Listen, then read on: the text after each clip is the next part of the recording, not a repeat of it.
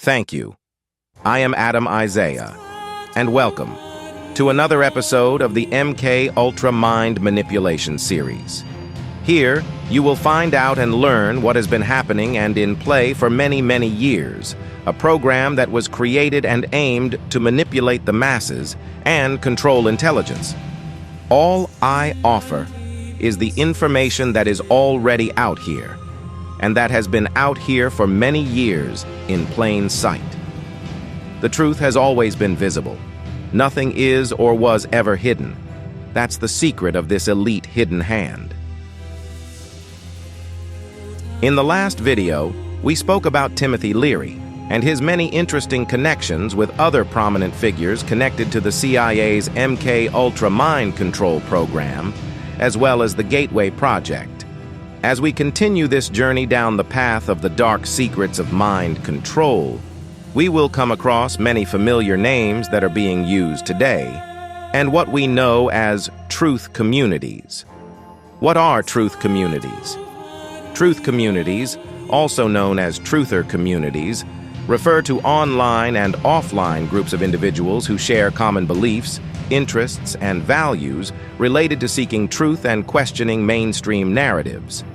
These communities often form around specific topics, such as conspiracy theories, such as 9/11 truth, QAnon, alternative history and archaeology, UFOs and extraterrestrial life, spirituality and consciousness, alternative health and wellness, political and social activism, and government conspiracies.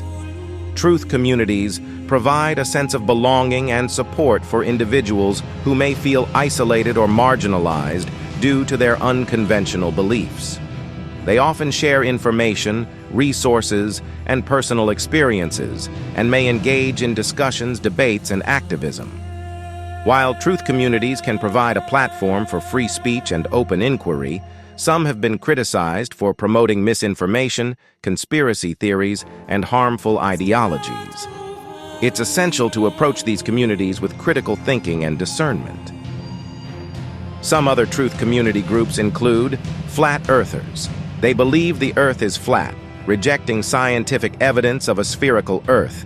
Anti-vaxxers oppose vaccination, often citing debunked claims about autism and health risks. 9/11 truthers question official accounts of the 9/11 attacks, proposing alternative explanations. New Agers focus on spiritual growth, consciousness expansion, and alternative beliefs.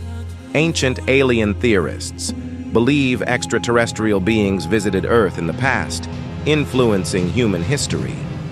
Birthers question the legitimacy of Barack Obama's birthplace and presidency.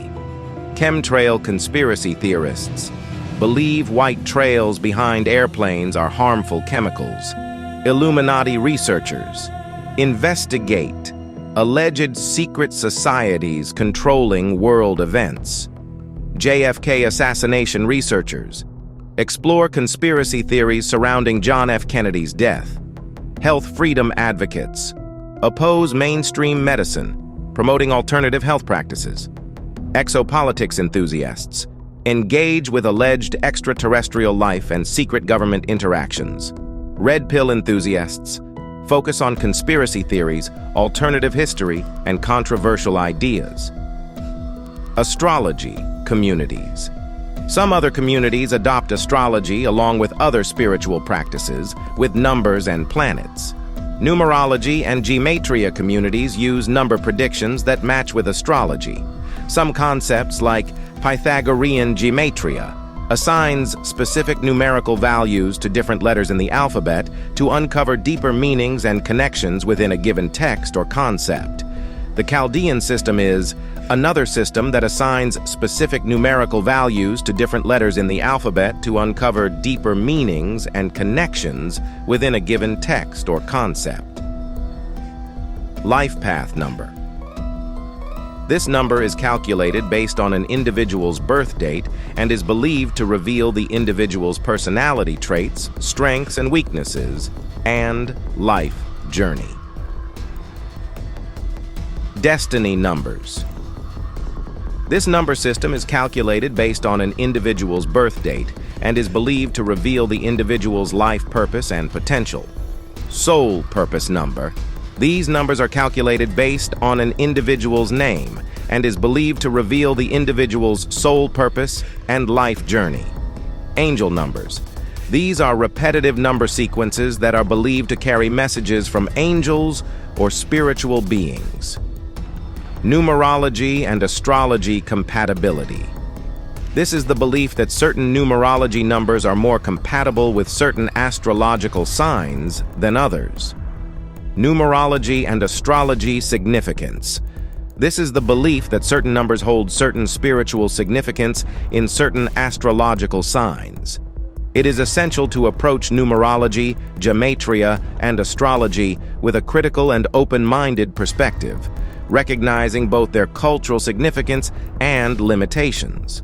While these practices can be intriguing and thought-provoking, they should not be relied upon for making critical life decisions or substituting professional advice. Some potential risks and considerations include misinterpretation or misapplication of numerical values or astrological signs, overemphasis on fate or destiny, potentially leading to a lack of personal agency, unsubstantiated claims or predictions with no scientific basis, potential for bias or confirmation bias in interpretations, possible cultural appropriation or misrepresentation of ancient practices. By exercising caution and maintaining a balanced perspective, you can explore these practices while minimizing potential risks. Always prioritize evidence-based decision-making and consult with professionals when necessary. Why is this all important? Because most of everything that you see today in these truth communities and various concepts of beliefs and spirituality was all practiced and used in many CIA and government mind control and mind manipulation programs. We will go over many of these concepts and beliefs. Could it be possible everything that you see is all mind manipulation? Grams, which is a mistake of 1,000,000 times. So when the CIA got the intelligence that there were 100 million doses on the market, in fact, there were 100 doses. The man who would oversee the CIA's research into drugs and most of the agency's behavior programs is this man, Dr. Sidney Gottlieb, a chemist. Dr. Gottlieb declined ABC News' request for an interview. In their never-ending search for the miracle weapon, CIA operatives searched here in the remote mountain areas of southern Mexico for what up to then had been considered a myth, magic mushrooms. They used this man, a part-time chemist for the CIA, to dupe this man, a vice president of a bank and an amateur mycologist or mushroom expert, to try to get to the magic mushrooms and turn them into a drug. But it would be the amateur, R. Gordon Wasson and his colleagues, who would win the race and develop the drug psilocybin from the magic mushrooms. We went into the Mazatec area, far from the highways, remote from Mexico City. There we found that rotten bagasse, as it's called, bagasso, covered with mushrooms. These mushrooms I didn't know, had never seen. They were the sacred mushrooms. Wasson would also discover and record the ancient mystical rites of the mushrooms from a local shaman or magical priestess, Maria Sabina. And we were seeing incredible sights. They would go slowly or they would go fast as I ordained. All your senses are rendered acute. We say that you see visions, you see hallucinations, but that doesn't begin to tell the story. The hallucinations are only part of it. You hear sounds, you smell things. The night was thrilling. Word of Wasson's discovery reached the CIA quickly. Dr. James Moore, a University of Delaware chemist, secretly served the CIA preparing deadly chemicals on short notice. Moore was instructed to get close to Wasson and accompany him on another trip to Mexico to get the magic mushrooms. Internal documents show the CIA felt a drug derived from the mushrooms could remain an agency secret. What in the world were they looking for with the magic mushrooms? I think the best answer to that is that they were looking for fundamental information on compounds that would be capable of causing changes in behavior, changes in mental attitude. Did you ever consider what would have happened if any of these substances were given to, say, unwitting people?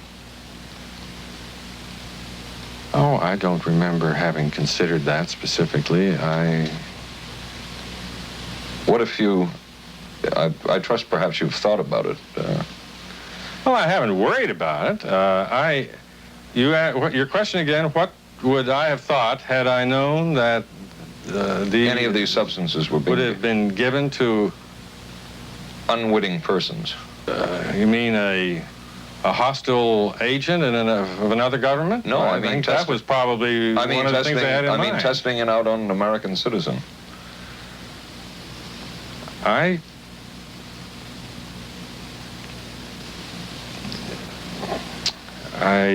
guess I must seem very, very cold-blooded about this, but I don't recall ever having been very much preoccupied with that issue. But many drugs were tested in this way. A decision was made at the highest levels of the CIA to do testing on unwitting Americans. As one CIA document says, such testing would be operationally realistic. A former CIA official who worked on these programs describes for the first time how the decision was made. He did not wish to be filmed or recorded. Thus his remarks are read by someone else. I think every last one of us felt sorry to attempt this kind of thing. We knew we were crossing a line. Every decent kid knows he shouldn't steal, but he does it sometimes. We knew damn well we didn't want anyone else to know what we were doing. The decision was made to do testing on unwitting victims. It was decided they should be on the fringes of society because they were most vulnerable. It was the borderline underworld, prostitutes, drug addicts, and other small-timers who would be powerless to seek any kind of revenge in case they found out. And as their predecessors had a decade earlier, the CIA turned to George White for help. White was now a high-ranking narcotics official, and by this time, the stories about George White were legendary. So the waiter says, "You may help you, monsieur?" And George White was busy talking with me. He paid no attention to the waiter, so the waiter tapped him on the shoulder, says, "May I help you, monsieur?" George White turned around, whipped his gun out, and stuck it in the guy's face like this in this crowded restaurant. George White did not mind bending the law, and he knew the street well. He was the ideal choice for what the CIA had in mind. We were Ivy League, white, middle class. We were naive, totally naive about this, and he felt pretty expert. He knew the whores, the pimps, the people who brought in the drugs. White set up so-called safe houses for the CIA in New York, here in Greenwich Village, and later in San Francisco, in this hotel, and in an apartment atop Telegraph Hill with a commanding view of San Francisco Bay. While the existence of these safe houses was disclosed last year, details of what took place within them has not been told. A former CIA official who worked in the safe houses reveals that they were used not only for drug testing, but to study sexual behavior and how it could be used to manipulate people. We did quite a study of prostitutes and their behavior. How do you take a woman who is willing to use her body to get money out of a guy to get him to talk about things which are much more important, like state secrets? We learned a lot about human nature in the bedroom. We started to pick up knowledge that could be used in operations. There would be victims in all of this, but as the agency knew, they couldn't fight back. Some entries from George White's diaries. Clarice gets horrors. Janet, sky high. As one agency memo says, we have no answer to the moral question. The safe houses were not the only testing grounds. Millions of dollars would be spent on LSD research at universities throughout the country, and word would begin to spread on campus about this so-called mind-blowing drug. And suddenly, there was the counterculture of the 60s. I give the CIA a total credit for sponsoring and initiating the entire consciousness movement, counterculture events of the 1960s. Dr. Timothy Leary, the 1960s Johnny Appleseed of LSD. The CIA funded and supported and encouraged hundreds of young psychiatrists to experiment with this drug. The fallout from that was that the young psychologists began taking it themselves, discovering that it was an intelligence-enhancing, consciousness-raising experience. I know that some of the studies in which the CIA had supported used as subjects people who later became strong proselytizers of LSD. So, in that sense, yes, I think it did sustain the perpetuation of the use of the drug. And it's rather ironic, isn't it? The counter case that I would make in relationship to that is to remember that the people who were doing the research were people who would be doing the research regardless of who was the sponsor. I don't think anybody working in that time in the remotest ever thought that it would blow up into the kind of thing that it did.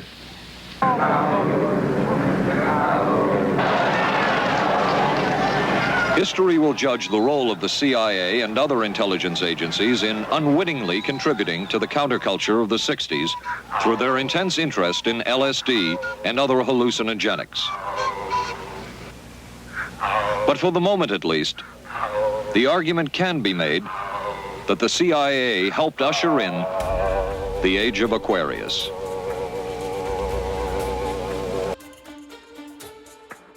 The age of Aquarius? Does that sound familiar?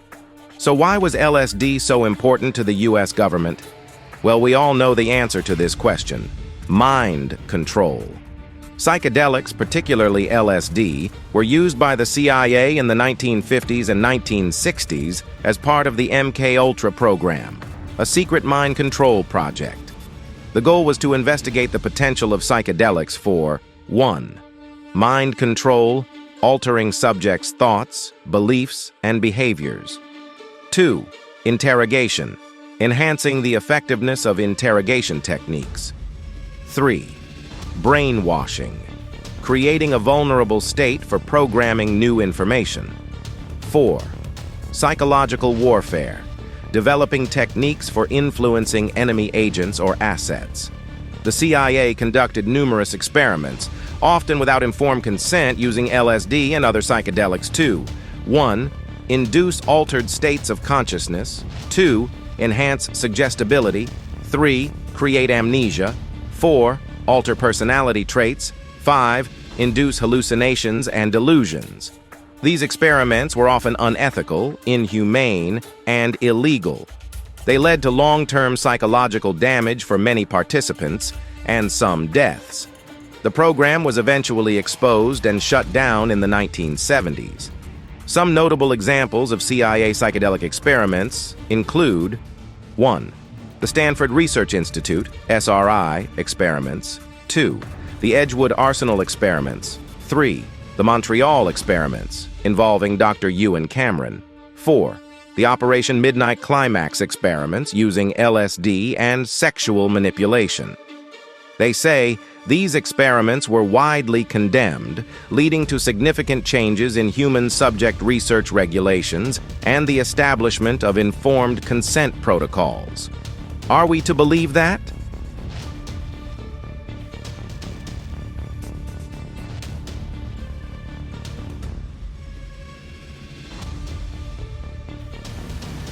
It was the Cold War, and especially the trial of Joseph Cardinal Mindszenty, who was forced to testify in a Hungarian court that he was a spy. And then later, the Korean War, with the coerced and mainly fraudulent confessions of American servicemen. My information took place on the... that would spark intense interest in intelligence circles about brainwashing. The CIA secretly commissioned a study of communist brainwashing methods at the Cornell University Medical Center. A leader of that study was Dr. Lawrence Hinkle. He explains first the Russian method of controlling and breaking a person. Absolutely isolated from everyone else, with one man whose job it is to get you to write the extent to which you are a criminal. In this setting, you can get people to do most anything, do you see? Because you don't have to lay a hand on them. And by the time you get through and you go up before the judge, the fellow says, were you a spy? He says, yes, I was a spy. The Chinese never really had this kind of a state police system. They would get him in, and all this fellow does is ask you to write, rewrite, and talk to him about your whole life. He graduated from pilot training in 1949. While the purpose of the study was to find out about communist brainwashing techniques, CIA documents show that the agency was interested in developing mind control methods of its own to precondition and control Chinese living in this country to be sent back to their homeland as CIA agents. What do you think they were looking for? Well, I think they weren't looking for agents or anything like that. Yet the agency's perception of the work you were doing, in CIA documents we have examined, it says that the project that was being done here, they intended to use everything learned about the new agents to induce them to, quote, to perform acts of a complex, purposeful nature. Yeah, but that was never done. The effects of which may be out of keeping with the individual's previous behavior. behavior. That sort of thing was never done. Those people were not, that was, when they first came here, the first people they sent up to see us, you see, were operational type people from the CIA with some rather wild ideas. Okay, this is their perception of it, if I could just continue. No, it wasn't their perception of it either. No, it wasn't. Dangerous to his being, contrary to any previous consciously expressed intentions and interests, contrary to the good of the individual, and subversive to the goals for which he is consciously working. I understand all this talk. But the situation was, you see, those things were never done because of wise people on both sides. We were not able to do this nor interested in it. They were, though. Some of the low-level people were, but the high-level people were not, to tell you the truth. But documents clearly show that the CIA was attempting to develop agents over whom they had as much control as possible. Agents who would perform tasks contrary to their own good. Normally conditioned American who's been trained to kill and then to have no memory of having killed. His brain has not only been washed, as they say, it has been dry cleaned. Is a Manchurian candidate, controlled by others to do things against his will, possible? It was a remarkable film because, as far as I'm concerned, it made something totally impossible seem absolutely credible. I would say the answer is yes, but there are many qualifications to that. Dr. Milton Klein, a psychologist, a clinical and experimental hypnotist, and unpaid consultant to the CIA. The qualifications would be the subject selected to produce the kind of behavior that you wish, the amount of time, the procedures that are utilized, and the motivations of the people who are designing, executing, and administering the procedures. You're asking whether an individual can be, under hypnosis, influenced, coerced, persuaded, shaped to perform an antisocial act, or a destructive act, or an act of violence. My answer would be yes. Captain Marco, will you be good enough to lend Raymond your pistol, please? Yes, ma'am.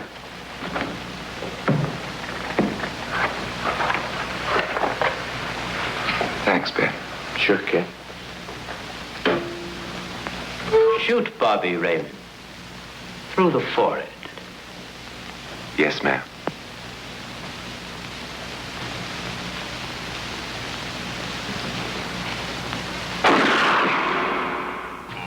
How valuable a tool can hypnosis be in the intelligence field? None whatsoever. It has absolutely no use because nobody's ever been able to do that I know of, do it in an operationally feasible way. I'm not in any way saying that hypnosis doesn't take place. I'm not saying there's nothing to it. I would say that most government agencies concerned with intelligence operations have been looking to hypnosis as a tool for a variety of purposes, one of which is to carry out and to execute certain intelligence operations on a basis where they would not have to rely completely on some of their own emotional reactions. Actually, would that entail murder? It could, if you consider that an act of killing someone under circumstances of war is murder. I think one has to define what that means. Under circumstances of peace. Under circumstances of peace, it would be murder. So, could you be brainwashed? Or better yet, are you under mind control and don't even realize it? The answer is obvious. Yes, without a doubt, most people are under mind control. Mind control through social media refers to the use of social media platforms to manipulate and influence people's thoughts, beliefs, and behaviors. This can be done through various techniques, including algorithmic bias, curating content to reinforce existing beliefs or preferences, targeted advertising, using personal data to tailor ads that exploit emotional vulnerabilities, social proof, presenting fake or manipulated social endorsements to build trust, emotional manipulation, using emotive content to elicit reactions and shape opinions, information filtering, controlling what information reaches users to shape their perceptions, bots and trolls, using automated accounts to spread disinformation and propaganda, surveillance capitalism, collecting and analyzing user data to predict and influence behavior.